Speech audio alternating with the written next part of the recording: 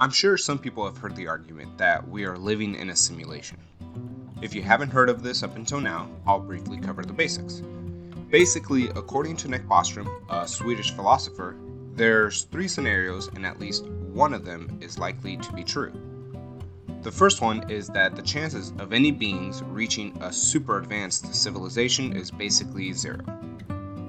The second is that if civilizations do make it to some advanced technological state, then the chances they'll want to run simulations is almost 0. And finally, the chances that we are in a simulation is basically 100%. If scenario 3 is correct, then we are almost guaranteed to be in a simulation.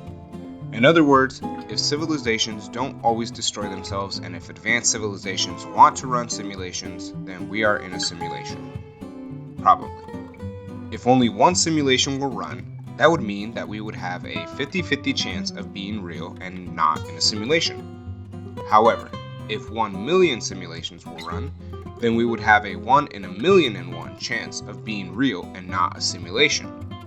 The numbers get even more ridiculous when you consider that there might be billions of people running thousands of simulations at the same time for billions of years.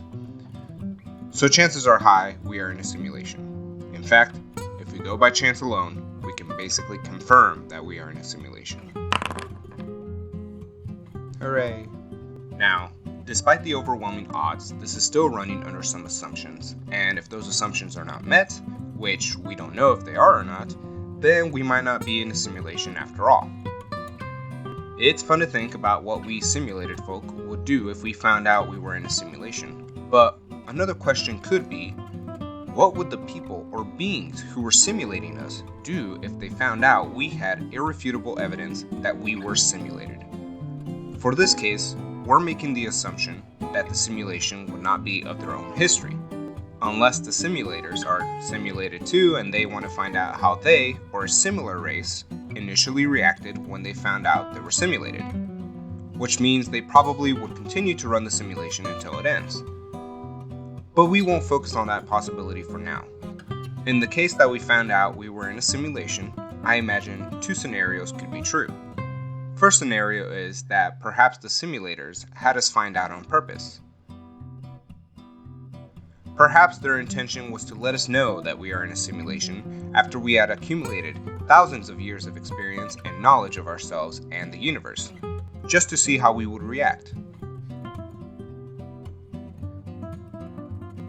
Perhaps to understand some sort of fundamental aspect of human nature that they could not understand otherwise since they were not simulated, or perhaps to see what would happen.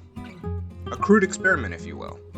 As to how they introduce the presence of a simulation, perhaps they know that a sufficiently advanced simulated species would eventually always find out that they are simulated.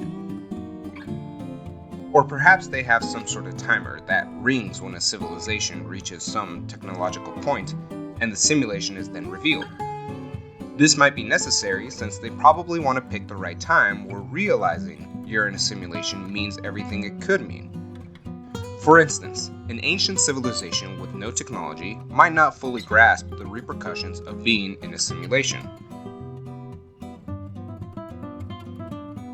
But a civilization like ours, which can build and run basic simulations, would understand the implications if we were in a simulation. Or perhaps even we don't truly understand the implications yet. Regardless, if our simulators intend to have us find out that we are in a simulation, and we do find out at some point, we have to wonder if that was the whole point of their simulation.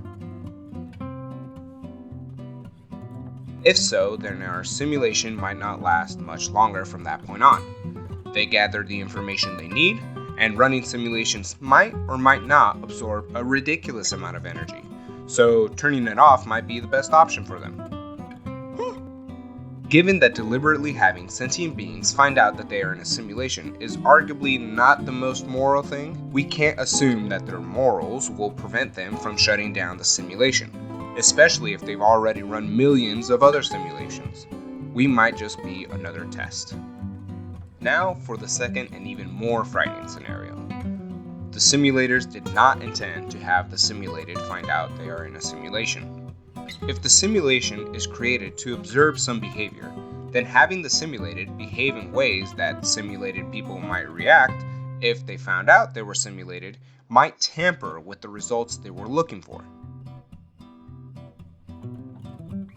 Maybe the simulators wanted a civilization that would proceed as if they never knew they were in a simulation. As such, when they find out that we know we're simulated, they might want to reboot the system.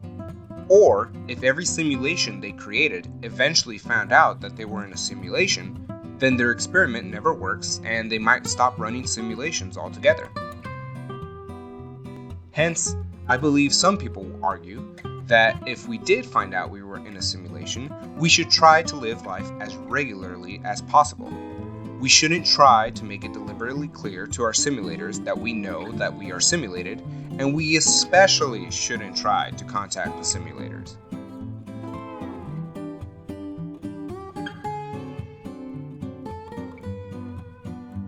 A similar argument exists for the question of whether we should try to contact life on other planets. Some say we shouldn't, since having our presence known might invoke some unfriendly attention. Similarly, having our simulators realize that we know we're in a simulation might have us rebooted or shut down permanently. But at the end of the day, this would all depend on how our simulators perceive the value of our lives. Would our simulators truly understand that their simulation is essentially as alive as they are? Or would they feel more like they're watching a movie instead? If they know we are truly alive, then they are completely aware that they are creating life every time they run a simulation. Some today might argue that simply creating life on the scale of billions of people and letting them roam and kill amongst themselves is questionable, perhaps even immoral. But the moral and mental capacity of the simulators who created us could be incredibly different than ours. Perhaps they could view simulating us similar to simulating ants, and hence feel no guilt when watching us kill ourselves, or die of diseases, or starve to death. I should make one thing clear. Nothing says we have to know we're in a simulation for the simulation to be over. Perhaps we are nowhere near the end of the simulation, or perhaps the simulation will end tonight. We are truly at the mercy of people we can't even see. Of course, all this can make no sense, and I'm just full of crap. So far, nothing has proved that that is not a possibility, so please take everything I say with a grain of salt.